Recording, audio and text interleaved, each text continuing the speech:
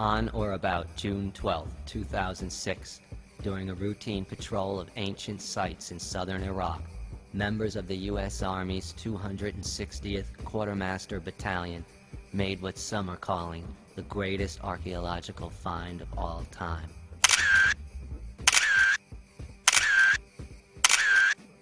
Quickly transferred to nearby Talil Air Base, the find was brought to London, where a panel of Near Eastern scholars and linguists were assembled to analyze it. Almost 2 years later, many panel members are upset. They say the U.S. and British governments have reneged on an agreement to share the discovery with the world. Despite the worst consequences possible, some panel members are talking.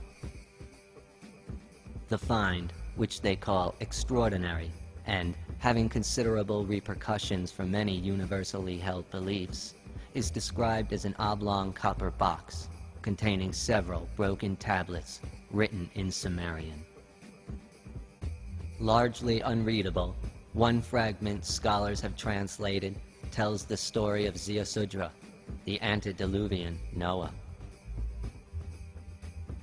In the surviving 64 lines, Ziusudra warns of another deluge, and reference is made to plans for another ark, a craft intended to aid human colonization of Nibiru, a planet whose orbit brings it in the vicinity of Uranus every 3,500 years.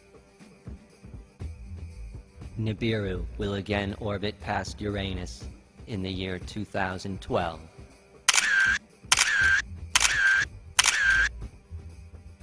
Insiders say the U.S. and British governments are spending millions on restoration technologies, and the discovery has set off a frantic search for more tablets. Evidence on the ground supports these claims.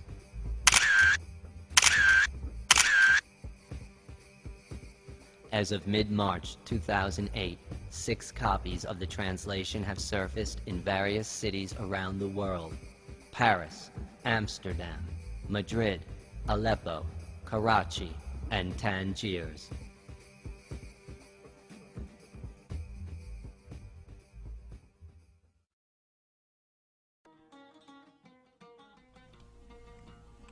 In accord with their wishes, the throne and kingship had been lowered from the heavens. Rights were perfected. Divine ordinances were exalted. In pure places 5 cities were founded, the first being Eridu, the second Bad Tabira. The Rock was the third, and Sippar the fourth. The 5th city was Sharuppak, of which I, Ziusudra, was king. These were the cult centers. These 5 cities were designated cult centers. A clamor came from within the cult centers, a clamor that disturbed the gods. After the cities were destroyed, the cult centers were destroyed. After the deluge, the flood sent to cover all the land, the destroyer of life. And I, Ziusudra, on the high peak of Namush, arranged 7 and 7 cult vessels, heaped with reeds, cedar, and myrtle, and brought the offering to the summit to scatter the incense in every direction. And the gods smelled the sweet fragrance. They smelled the sweet fragrance and clustered around the offering like flies. Belit Ali arrived. She held up in the air the great fly ornament Anu had made in his ardor. I swear by this precious necklace of lapis, I shall be mindful of these days and never forget, not ever. When Enlil arrived, my wife and I joined the assembly of gods. He touched my brow and her brow, saying, "Hitherto, Ziusudra has been a human being. Now he shall be known as Utnapishtim, and he and his wife shall become like us gods." Then we were taken far away. To the source of the great rivers we were taken, to the Gihon, Pishon, the Tigris, and Euphrates. In that faraway place we dwell. There, at the source of the 4 mighty rivers we dwell. Upon our arrival there, at the place beyond all lands, Enlil sent to me, to Utnapishtim, he did say, "You, the distant one, shall now do your Lord Yah's work. Once wisdom came from a thin reed wall, you will do the like. Take directions for another, a whole new ship. Inscribe them in tablets of lapis lazuli. Inscribe them on the appointed tablets. Then lay them inside a copper box upon reeds and branches of cedar and myrtle. Transfer knowledge, share wealth, Store them safe, far away, in the city of the mightiest hero of all, who saw what was secret and revealed what was hidden. Inspect the foundations set forth by 7 masters with masonry of fire, kiln, brick. See how its facing gleams like copper in the sun? Climb the stone staircase.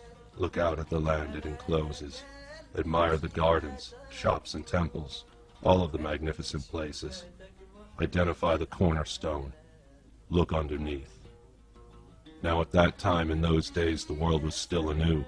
When Enlil brought forth the tablets, the lands had only just dried. Reed hut, wall, wall. Reed hut, hearken, wall, reflect. Tear down house, build ship. Give up possessions, seek life. Forswear worldly goods, keep the soul alive. A new storm looms, yet rains do not squall. Another deluge falls, again rushing over the lands. Heed warning and prepare your family's cross. Transplant joy of human hearts. Take refuge in Nibiru's embrace, the return of light in the firmament of the heavens. It has been,